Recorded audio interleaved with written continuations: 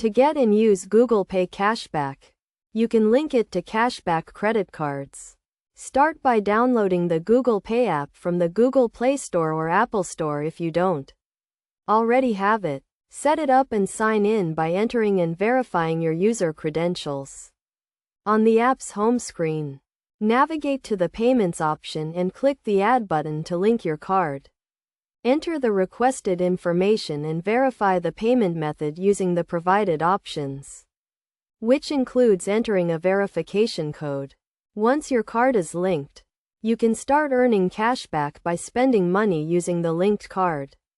In addition to the cashback rewards earned through your credit card, Google Pay also offers its own rewards.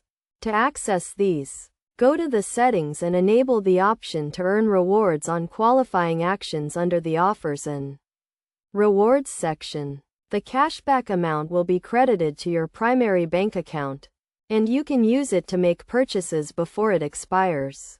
By following these steps, you can easily get and use cashback on Google Pay.